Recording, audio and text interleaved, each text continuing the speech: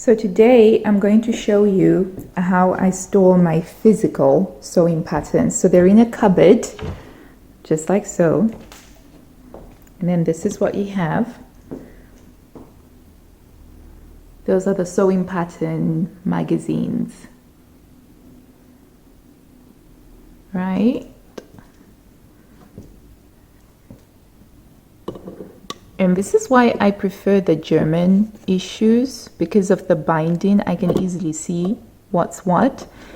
And this is the ink. If I want to see these ones, I kind of have to do a, oh no, that's 3/2018. Whereas over here, I can just easily see what it is. Okay, so these ones are BURDA 2019. And then you've got KNIPMODE 2018 and some of KNIPMODE 2019. And then these are sort of like your random issues. So I make sure it's sort of 2013, I've only got October, August, and May. 2012, I've only got May and April. 2010, I've got September and March. And whenever I acquire a new one, I just make sure that I make a note of it. And this is where you find my OTTOBRE kids and my BURDA kids, my Kudre kids, and Be Trendy. So these are all the kids sewing pattern magazines. And this is my entire collection of KNIPMODE 2017. I've got the full 12 sets. And then down here, that's where you've got all of the other previous BURDAs in here. I don't think I have much more space for any more, but what's important is that you keep them out of direct sunlight, because sunlight will damage them. And I like to keep mine in a cupboard because it also keeps dust from being on them. The one time that I stored some of the magazines before my collection was this big, and I put them on an open case, they had gathered a lot of dust on here. And I'm asthmatic, so I'm very sensitive to dust because it's one of the triggers of my asthma. So I always try and store things in a way that reduces the potential for collecting dust as much as is possible. And there's less sun damage, basically. So I prefer to keep my magazines in a cupboard. And this is where they stay.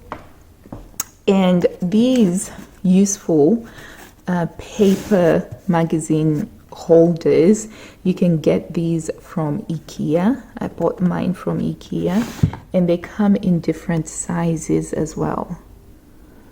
So you can get the narrower sizes, or you can get the wider ones. See if I can show you how that looks. So this is them butted right up against each other, and you can kind of see that one is wider. So this one is a narrower one. It's called the Floons. It's called the Floons. So it comes flat packed, and then you just sort of have to unfold it.